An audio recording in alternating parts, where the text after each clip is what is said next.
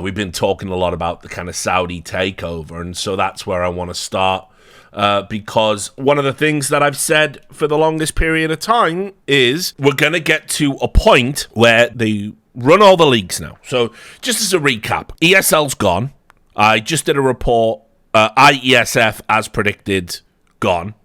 They are now in the hands of another member of the Saudi Arabian royal family, the Prince Faisal, who you'll have seen before. Obviously does Gamers Without Borders, which is ironic because we all know what happens at the Saudi Arabian border, but whatever. It looks like as well the Global Esports Federation, GEF, is going to kind of be folded in some weird fucked up merger.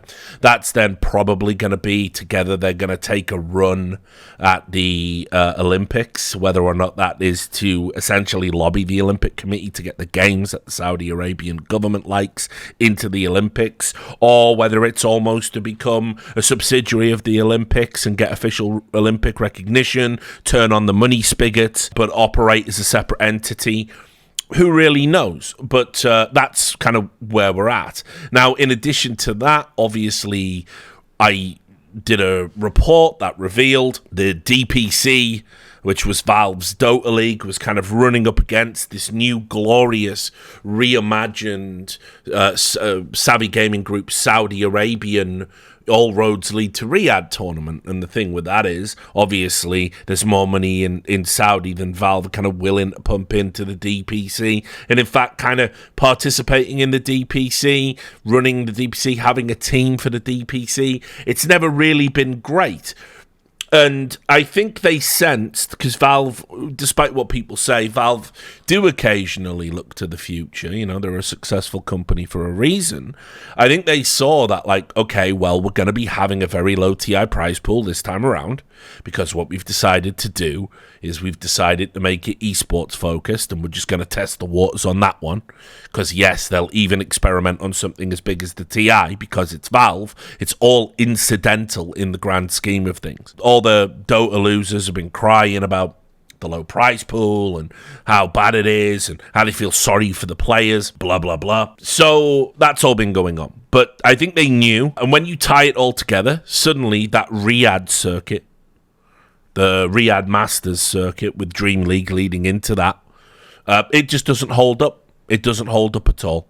And so what they decided to do was they decided to retreat away and essentially say we're stopping the DPC, and what that effectively means now is all of Dota is really a Saudi endeavor. So when you put that all together, we've got major esports federations, which I know I've seen some people out there like Mikhail Klementov, journalist I respect, saying, did they actually do anything? Well, the point is, it's not so much what they do through the eyes of a Western esports fan or an American esports fan. It's what they do for all the other countries whose radar, they would never be on your radar. The IESF is basically, someone that brings in like a country you wouldn't normally associate with esports. So, maybe like Cameroon or somebody like that. And they have it, and they go out there and say, we can offer our expertise, and you become a member, and we have this. And then lo and behold, you end up running an event in Cameroon with IESF money and so forth. And so they've been around since 2008. They have the one thing you can't synthesize, which is credibility in the eyes of these, lesser federations and lesser projects. And so, anyway, them now being completely Saudi-controlled because the president has stood down and given the presidency over to another, member of the royal family. These things are all interconnected, and they do have some, bad ramifications, I think, in the future. Anyway, we end up now where what I always said is for Saudi, it's not going to be enough. Because the next step is we need to control the teams. And if we don't do that, then the exercise is somewhat of a waste of time. And so I've theorized for a while that what they're going to do is they're going to buy people like FaZe that are on their knees. They're going to enter into TSM and maybe some of these other entities that can't really afford to operate as they've been doing. And FaZe are a perfect example. There's a reason they got all of their players to do that embarrassing stunt with the conservative Saudi attire, and it was because they were singing for their supper, essentially. That's what they were trying to do. They were trying to get some money out of the Saudi Arabian state while they were there competing. So that brings us to this, which is Falcons. Now, I've talked a little bit about this team before, and I'm saying, I don't know, what am I going to go with? Am I going to go with the proper British pronunciation, which is Falcons, or am I going to go with the American pronunciation, which is Falcons? Falcon crest, I don't know. This news sort of came out. I'd heard for a while that Zonic wasn't going to re-sign with Vitality, and Zonic obviously is the most winningest coach now that we've had in CSGO. It's not even really close. He's got 5 majors. Well, obviously it isn't going to be beat now, but I don't even think it'll be beat in CS2. It's a hell of a record, and Zonic obviously is someone that comes with a lot of 1.6 pedigree. Very well liked, you never hear anything about this guy, and there's nothing bad behind the scenes and all of that other stuff. So, yeah, I was like, okay. When I heard he wasn't going to re-sign with Vitality, I was kind of curious as to where he was going to go next, who that might be, what that might look like, because obviously we know it can't be FaZe, right? We know it can't be Heroic. We know a return to Astralis is highly unlikely. So what's it going to be? Then it became clear from the chatter that was circulating, a lot of it from KRL's stream. That's KRL, a French in-game leader of Very Games back in the day, who now streams. Good friend of mine. Really like the guy. If he says it, it's true. He's not a liar. Falcons had decided to come in and, I mean, no pun intended, but swoop in and take him away by offering him an exorbitant amount of money that's meant to be in the realm of $1.2 million per year. So, I'll read the report. This was put on, I think Deserto had it originally, but I'm going to show you an interview that Lewis Mira did. But anyway, it was on, Note wrote this up on HLTV, and said here, Zonic may be on his way out of Vitality and is already exploring other options, according to a report from Dust2.dk. 37-year-old's departure from the roster of the reigning major champion is allegedly due to the French organisation wanting him to go down in salary as he renegotiates his contract, which is set to expire at the end of 2023. So ultimately, Vitality sort of really fucked up and fumbled this one, because at a time when he's about to enter into free agency, the most winningest coach of all time, they actually said, would you be willing to take a pay cut? And I don't know what he was getting paid before, but I know it was a decent amount of money. Certainly, from my understanding, it would have made him the highest paid coach in CS, which is appropriate. But the notion of it, that you go in and you don't at least match it, you sort of give him the carte blanche to reject you because you're asking him to take a pay cut. Now, everyone's taking pay cuts, as we know. It's a weird, fucked up time for the industry. But, I've said this a bunch of times. One of the things I'm sick and tired of seeing in esports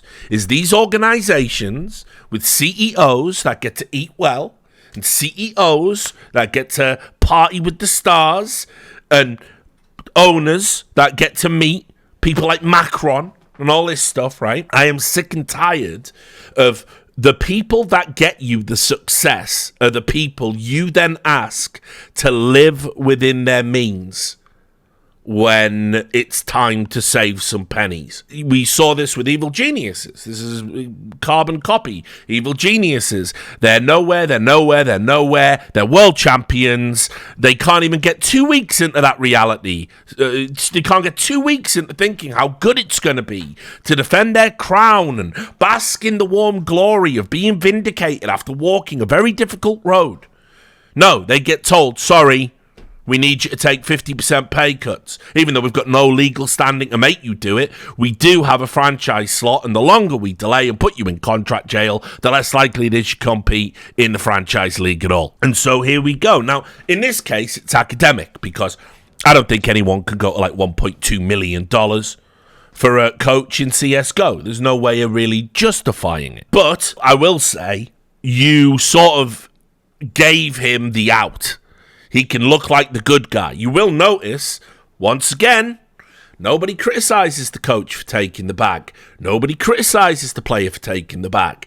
Nobody criticises the players for going out there and standing and the Saudi anthems being played. And they just sit down and play their games and don't say anything on social media. Nobody says anything about the players. In fact, the players are just automatons. It's really weird. They don't have any thoughts whatsoever unless the video game they play is not as good as it was one patch ago, in which case all hell breaks loose. Or if a monitor has 20 less, FPS or hertz that they're used to. They're just morons up until that point, and then they're gods, and their opinion is sacrosanct. Isn't that interesting? Now, I've said this many times, and I'm going to probably say some things. Me and Danny aren't super tight, but I know him. I know him from back in the day, done interviews, saw him play. I'll probably say some unkind things. But I will say, nothing is going to change until a player gets a fucking set of nuts. Or a coach. Because this dog shit community only listen to them. You don't listen to your casters. You don't listen to the journalists. You don't listen to anyone except the players and popular figures. That is it. That is all you give a shit about. And so they don't say anything. They just want the money. They just want the business class flights. They don't give a fuck about any of the other stuff. So I want to point out that in every sport ever, when there's been things like this going on, attempted sports washing, people violating human rights, cruelty, terrible sponsors, whatever it is, there's always been someone. There's always been someone. Even the UFC. People have spoke out about Fight Island and stuff like that, and they're not with the promotion anymore. But somebody did at least spoke out. There's not one player that has spoken out about the Saudi Arabian stuff at all. There's not one player that has any issue with it, apparently. Keep in mind, we had players speak out about vaccine mandates in almost every other sport. We had players speak out against banning Russians from competing. And by the way, you will notice we're all just walking that back, despite the fact that the invasion in Ukraine is still going on. We're just walking it back. So we've always had it. We've always had somebody willing to stop. But apparently in CS, there's not one player. They'll speak up about everything else, right? But not this particular issue. And so I asked, last time I was ranting about this into the void, wasting everyone's time, mostly my own, I said Zonic didn't go to Gamers 8. Now, I know Zonic, if I remember rightly, I think he lived in Egypt for a period in his life, or he may have Egyptian family. I can't quite remember. But anyway, I wondered if there was something to him not attending. And I asked the question. And I was the only person who asked the question. I'm still the only person who asked the question. Why didn't he go to Gamers 8? Nobody cared. Everyone just said he had a personal issue. And that's that. Nothing to see here. The truth. Case closed. Not one journalist was curious. Nobody gave a shit. I thought, if he had a personal objection, it would be nice to know. But now, I think we can see, if he did have a personal objection, which I'm guessing he didn't, he certainly doesn't have a personal objection now, which is just, I don't know, sad. It's sad. I thought maybe there'd be someone out there, but there isn't someone out there. And so we jump into the Derr article. By the way, the best article written about the whole topic, Lewis Mira at Derr. No one in the HLTV sphere came close to kind of covering it to this degree. Anyway, Saudi esports organization team Falcons has secured the services of Vitality's Counter-Strike coach Danny Zonic Sorensen and head of performance Lars Robbel. Now, if I remember rightly, Lars Robbel, I think he was the performance coach at Astralis, then maybe Heroic, then Vitality, I think. He's like fucking Danish military or something. But anyway, this is the subsequent reveal. It's written from kind of Zonic's perspective in some parts. Zonic and Lars have worked together since 2018 and won almost all there is to win in CSGO, forming a strong duo that complements each other. They left Astralis at the same time and joined Vitality together. There you go. I don't know where I got Heroic from. Just gangster tripping. Ignore that. Got Heroic on the brain. We'll get to that in a bit. And while they don't consider themselves a package deal, they were keen to extend that partnership for 2024 and beyond. As the summer season progressed and he entered the final 6 months of his contract, Zonic opened discussions with Vitality about a new deal.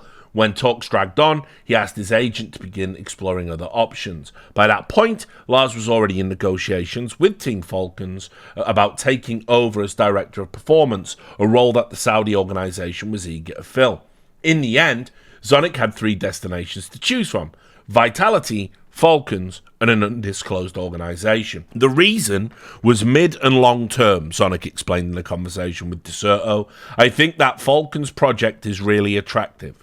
If we look at the short term, I'm part of the best team in the world right now, one that is most likely to be going to be a favourite for the next major. But there were some things with Falcons project that future-wise make so much sense. The other reason he is making such an eyebrow-raising career move is more of a personal nature. Why not try and challenge myself yet again by going to a team that will start from a lower competitive rank and try to build them up into one of the best in the world? My ultimate goal is to try and win a major in all 3 games, 1.6 as a player, then CSGO, then CS2 as a coach. Now, I just want to say, it's sad that he can't just admit it's financially motivated. I don't really think, there's no one out there who doesn't know that the reason you would do this is for the money. It's totally okay that, yes, it's for the money. People do shit for the money all the time. And you won't be the worst example of it. But to try and do this spin, and you'll see why it's silly in a bit, to try and do this spin about how you're somehow challenging yourself. If you want to challenge yourself, homie, go join Post KD and Heroic. It's down the road. I'm sure they'd love to have you. You want to challenge yourself even further than that? I mean, shit, man. Poach Hooksy, the best IGL in the world from G2, make a brand new org with some of them Danish young guns that aren't getting a lot of playtime. Hey, go to Sprout. You know, there's loads of things you could do that would challenge yourself. But no, you don't want to do that. You don't really want to. You want to challenge yourself specifically at Falcons. Oh, why is that? Well, Falcons are going to pay you $1.2 million a year for 2 years for that privilege. And again, I don't know if that is an accurate report at the time I'm recording this, but that's what's been said by multiple sources. So I'll go with it. So it's bullshit to say that you want a challenge. Millions a way to get a challenge. Then Lars said he was tempted by the prospect of working from a clean slate and developing a performance culture he believes will give Falcons esports teams an edge instead of operating within another system. It's like a bare field, Lars explained. We've been given the opportunity to make our system work. We have the ability to decide how to shape it ourselves, and that's interesting. Falcons have a long-term project. They also understand that. They have a really solid and professional organisation. They hired Danny. They hired me. That's the project. Make it work. I really have the space to do that. I have never had that before because it's always been done in an existing system. That's a huge possibility. Then we get to this. And this is interesting. There's also the added factor that Falcons are not partnered with either ESL or Blast, which means that invites to tournaments in 2024 will be based on results. In 2025, the partnered leagues will be scrapped as determined by Valve. So the thing to remember here is that in 2016 to 2018, I wrote a number of stories where one of the big issues that we had in esports at that time was there were so many different people owning parts of so many different teams to outright ownership, complete total ownership of multiple teams, to people who work in leagues being involved or having ownership stakes in teams, to large conglomerates wanting to come in and own entire ecosystems, including the teams that participate in the leagues that they own. So I used to cover this all the time. I was the one that exposed Blast lying to everybody about the relationship back when it was Nickel and Naomi's baby, and they were pretending they didn't have this. I got all the Fnatic and Godsent stuff. I got all the fucking... When G2 gave...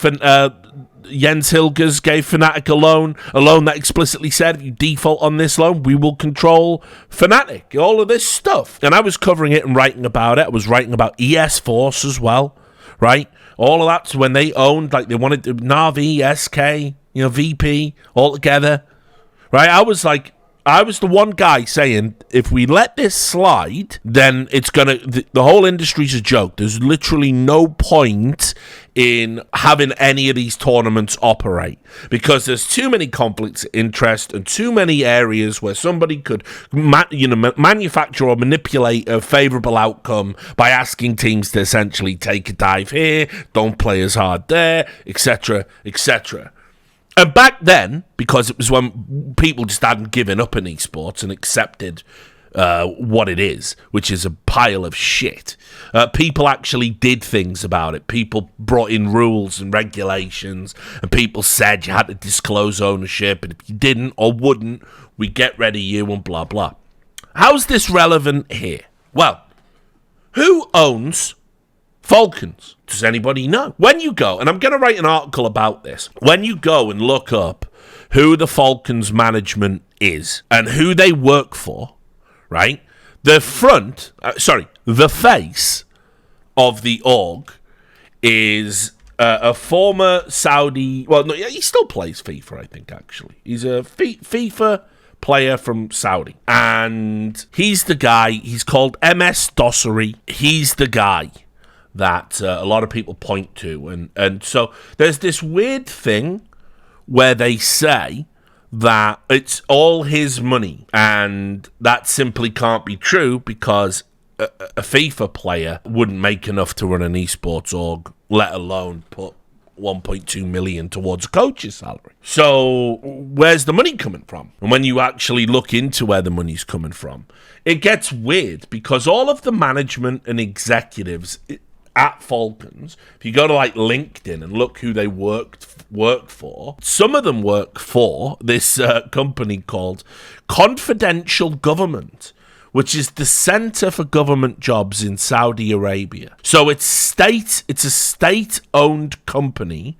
that does employment and recruitment for government jobs in Saudi Arabia. That's what they do. And so the question becomes, even if we were to assume this wasn't being funded by the PIF, that's the Saudi Arabian Public Investment Fund, if it's still being funded by the Saudi state, is that a conflict of interest? And listen, I reached out to some people.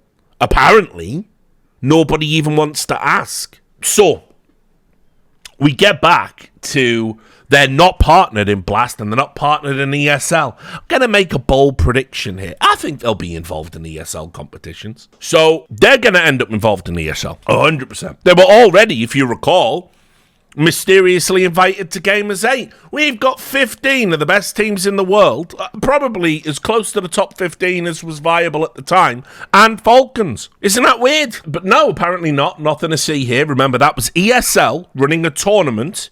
They were hired to run a tournament for Gamers 8, owned by the PIF, run by the Saudi state, using a company owned by the PIF, owned by the Saudi state, with the Crown Prince as the chairman of the board, hosting a tournament, and Falcons got invited. There's no way Falcons aren't going to be in ESL. And then we got to ask the question, well, what conflict of interest could there possibly be for a team that is essentially owned and controlled by the same entities that run and control the whole league? I'm already noticing little things, and I'm not going to get into it here.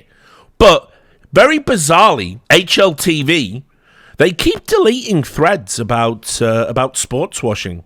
In fact, today I was contacted by someone who sent me like screenshots, and somebody else actually on Patreon, saying we've tried bringing up the sports washing thing in relation to the Zonic move, and the word sports washing keeps getting deleted from the threads. And I know from the threads I've been monitoring, every time someone posts one of my videos about sports washing on HLTV, they delete the thread. Seems a bit weird. Can we not at least talk about it? And remember, of course, HLTV, they were the ones who wrote exactly one team profile for Gamers 8. And who was it for? Falcons. Oh, that's interesting. Very interesting. So, look, that's a problem for another day. That's a video for another time. That's a stream for another time. But the fact that they're not in these partnered leagues is largely irrelevant. First of all, you can buy your way into Blast, assuming Blast still exists. I might even go so far as to say Falcons probably don't want to be in Blast, actually. Why? Because Blast is essentially a business rival, if you think about it. If you think about the layer cake of shit we've allowed to form in CSGO.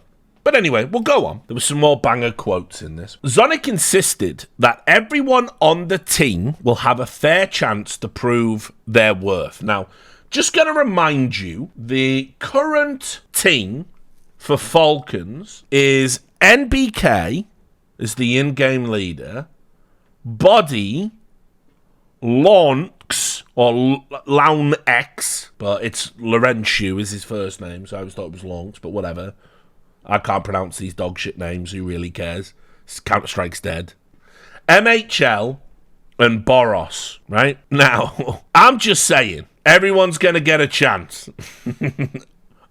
All right, homie. Everyone will have a fair chance to prove their worth, and he will not be going into the project looking to tear the team apart. I need to evaluate all the players, have talks with them, see how they play, how they function. It's difficult to see that with an outsider's perspective. But if he deems that changes are necessary, will he have the authority to put his stamp on the team? Falcons mean business when it comes to establishing this as the number one team in the world. And that is also part of the excitement and the challenge that I have. I'm not joining an existing project with the best players out there. I'm joining a team where my only task is to become the best in the world. How I do it is up to me and Lars. Now, I'll just say, and we'll preemptively get ahead of this. If you were to just go out and pay for like 5 amazing players, and then go, Ain't I the greatest coach? I took lowly Falcons and made them championship contenders. Worship me, for I am thy God. You're full of shit, mate. That's a fugazi. That's fucking nonsense. That is garbage. That is like, fucking the Galacticos at fucking, Real Madrid, and they barely won any, they didn't win anything compared to what they should have had anyway. Nobody thinks like, oh, I've got an unlimited checkbook. I can do whatever the fuck I want. That type of success just doesn't mean anything. It means even less in esports. So how I do it, it's up to me. I can spend as much as I want. It's fucking ridiculous. I like this. The revelation of the news was followed by a long group session called Empty the Backpack. A space devoid of criticism and judgment, where everyone is encouraged to be honest with each other and express their feelings. There were tears running down, Lars said. It just shows how much the individuals in the team mean to each other. It was hard, but as Danny said, it was beautiful and emotional. Yeah, guys, they're paying me $1 million, so I'm fucking off. See ya. Yeah, I know. Yeah. Yeah, so emotional. He just pulls out a wedge of bills. Just ridiculous. Anyway, let's get to this part. According to Zonic, one of the things about Falcons that surprised him is how professional the organisation is. Yeah, this organisation that doesn't disclose where its money comes from and has a fucking FIFA player as the owner. Yeah, sounds professional to me, guys. Which is seen in its openness to do things the way he believes to be the right one by giving the coach a free rein to work and build. It hasn't worked a day there yet and is already proselytizing about what they do is the right way. Kind of reminds me like when Device went to Nip and said, they're at least 10 steps ahead of Astralis. How's your steps today, dickhead? Anyway, only last year, Falcons made headlines by signing Kenny S. That went well, didn't it? With hopes of qualifying for the Blast Paris Major, the team fell short of that goal, and the iconic AWPer moved into a content creator role. This, however, is a much more ambitious move by Falcons, the brainchild of Mossad Al-Dossari, the Saudi Arabian FIFA star, the winner of the 2018 FIFA E-World Cup. Co-founded the organisation in 2017 with the goal, according to Russo, of creating an esports world for gamers in MENA. A lot of the work is around MS Dossari's idea to create this very popular brand across Europe and MENA that has winning at its centre. There is a very, very large content creation aspect to Falcons, with major Middle Eastern content creators under the Falcons brand. A little bit similar to what FaZe used to be, let's say. Keep that comparison in mind, that's something that's never seen, I think, because obviously it's in Arabic. It's Arabic focused. Amid the hype, see, this is what you do, HLTV. Pay attention. Or Talking Counter or anyone else. By the way, unrelated, because I just want to say this on video, right? Because I notice people obviously still listen to what I've got to say, which is surprising in this esports era. And obviously I was the guy that was saying, just so you know, you got hoodwinked, duped, bamboozled, because when Talking Counter said, no, we're sponsored by Spotify and we're nothing to do with ESL, even though ESL have announced the sponsorship in a press release from ESL, it's just friends talking about Counter-Strike. They were lying because they are paid. They were paid. They may still be paid, but it's not relevant to the discussion anymore. Explicitly through ESL accounts, right? I don't know why they felt they had to kind of deny or deflect that, because everybody could see from the press release how this was structured. And people say they said it in one of the podcasts. They didn't. I listened to it. They didn't disclose we are being paid by ESL directly. Now, it was only for 12 episodes, and those episodes are up, and you know they're up because they're no longer a Spotify exclusive. Those 12 episodes where they're on Spotify, they bamboozled you, they hoodwinked you, they didn't disclose. Not correctly, not to my satisfaction. It shouldn't be yours either, because when they're doing an episode where, hey, Gamers 8 is just so good, isn't it just good?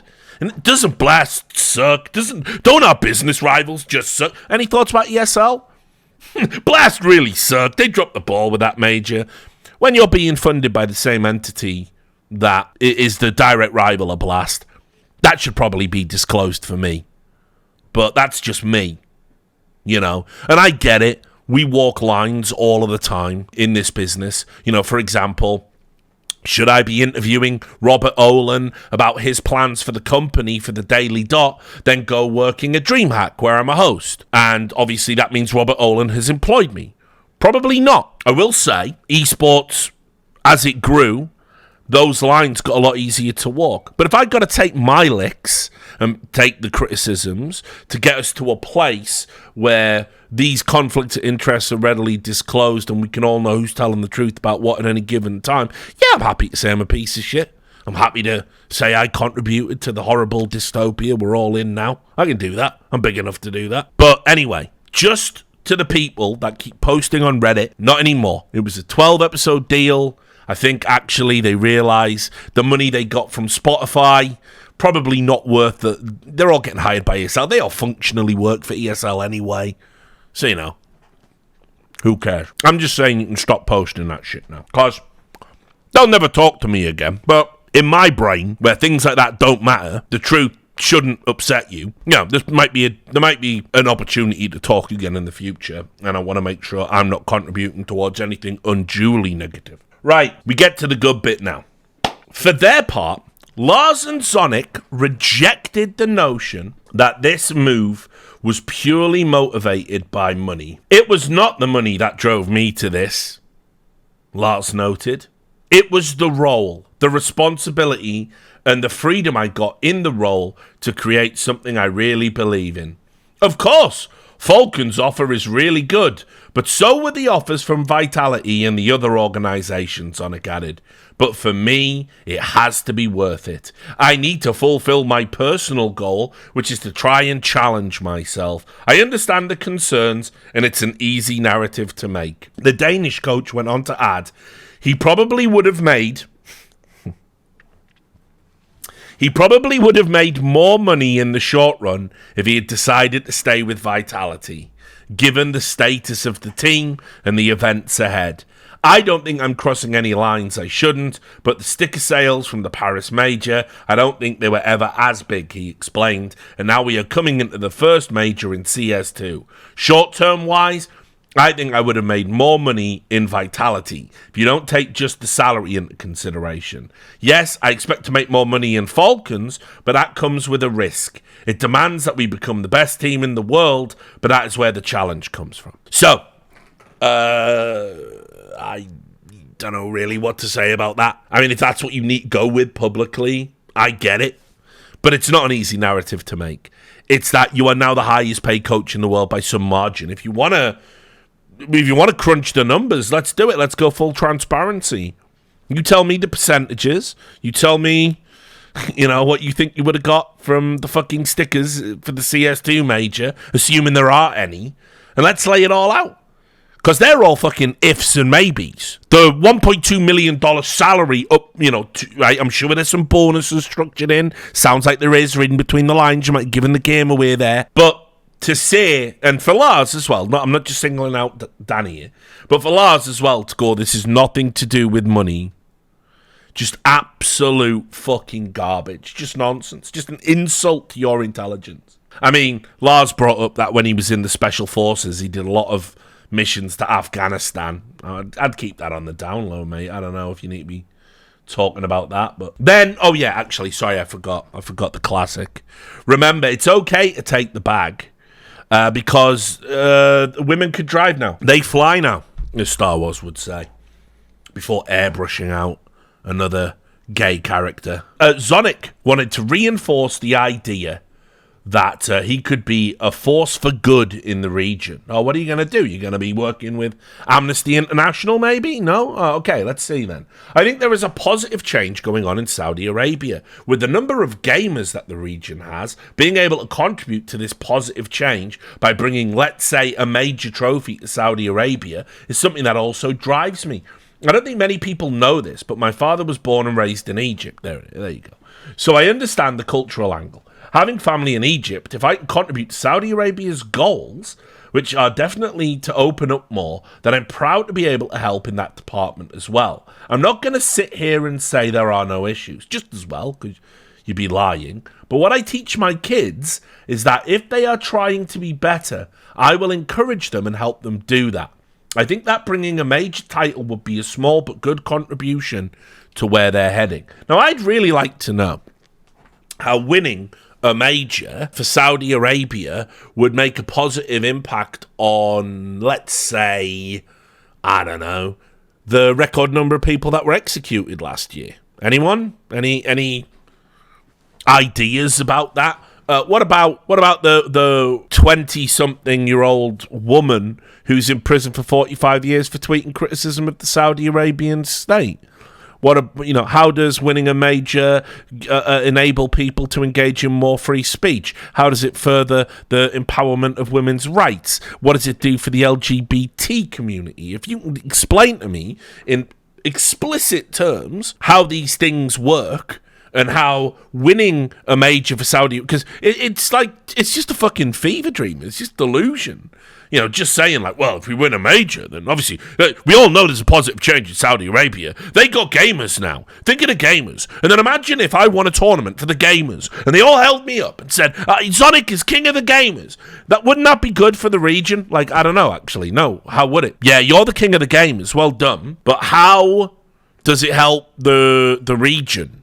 How does it help the people that live under the yoke of tyranny or have to lead double lives because they're terrified of an intrusive state apparatus finding out their secrets? How does it help the women that still live, the young women who still live under conservatorship rules? How does it help the political dissidents that are in prison? How does it help the teenage boys that have had confessions beaten out of them because they were happened to be playing near a protest? How does any of that get cured by them buying a major? And when somebody can explain that to me, thank you, Sid. We mustn't leave out, of course, that, there are people who emigrate to Saudi Arabia, where upon arrival, they are basically, their passports are essentially seized and they work in indentured servitude, literal modern slavery. You're right, I nearly forgot that one, thank you. The reality is, we're doing that thing again here, where we know what their government is doing is wrong. They're paying for you to turn a blind eye and say, actually, they're better now, but they're not better. In fact, while some things have made, positive strides, I won't deny Saudi Arabian women's rights, relationships with Israel, these things have gone in the right direction. Look, I'm not a mouthpiece to anybody. I calls them as I sees them. But unfortunately, there has been a backslide into authoritarianism under the Crown Prince.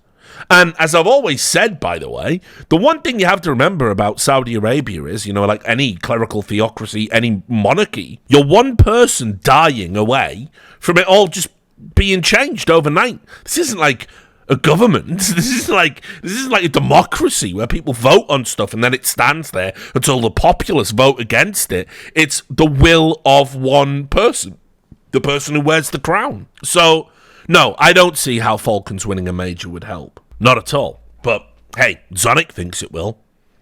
And Zonic's popular. The community loves Danny. So, I guess he just gets to say that bullshit and no one's going to call him on it. So, must be nice. Now, the next part of the story. You will remember everybody is getting a chance. And this isn't just a project where we're going to throw money around. Now, you have to ask yourself, why wouldn't it be? Why would you pay 1.2 million for Zonic and then whatever you're paying for Lars Robble, maybe it's 1.2 million as well, maybe more, maybe less.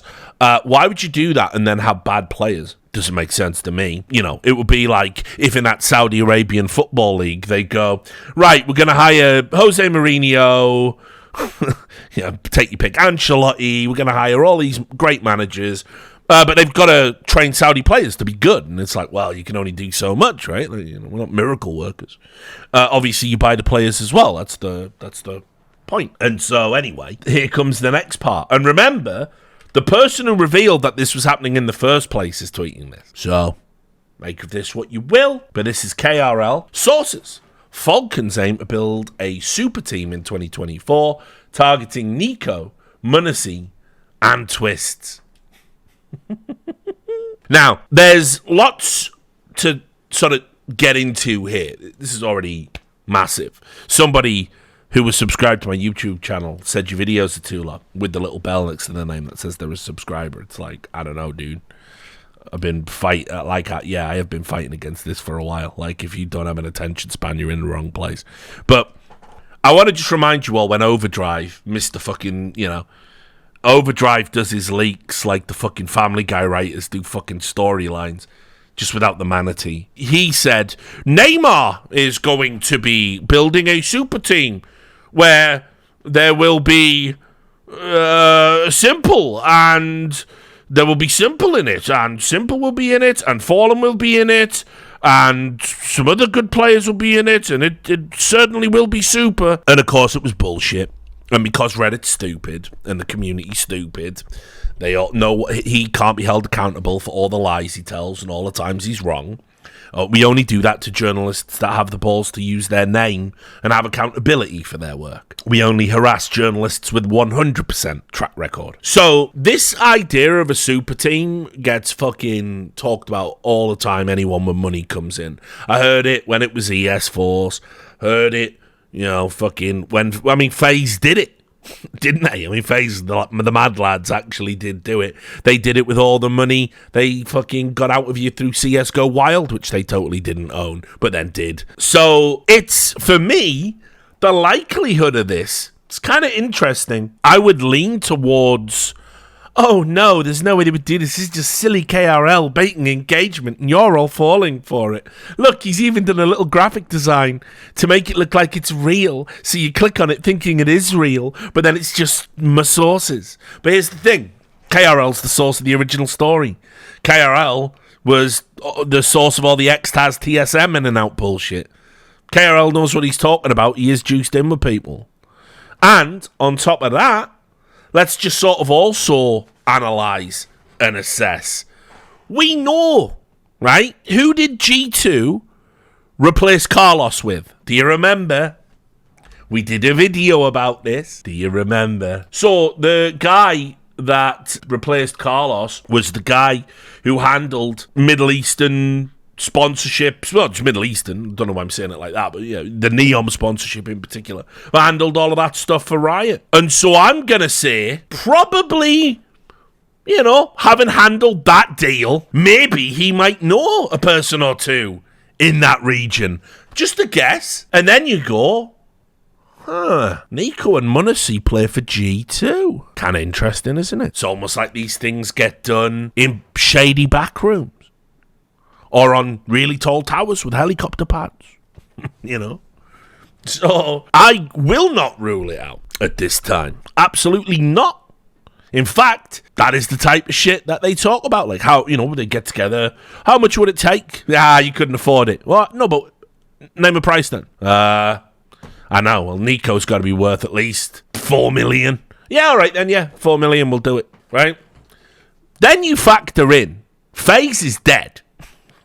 FaZe is full dead man walking. But what do you think happens in November when they have to come out and go, shit, yeah, there is just no more money and no one wants to buy us? Do you think somehow the CS team that's been on its own little island this entire time, you think they just go, well, can we keep playing for the jersey? Can we keep playing? I love the F. Love that. Can I do? No, of course they don't. Not bad, Epsilon, by the way. Epsilon in the chat put hashtag FaZe up for sale. Not bad. That's like Alan Partridge. Dr. No vocal cords. I like it. So, Twists plays at FaZe. FaZe, who went to a Saudi Arabian tournament, dressed him up in conservative Saudi Arabian gear. Went over there. Please buy us, mister. Please buy us, Mr. Saudi, sir.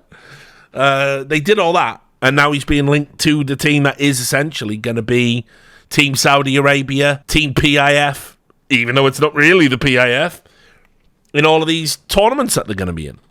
So, I don't know. I'm not saying this is 100%. There's obviously a lot of choices, a lot of things that can happen between now and then.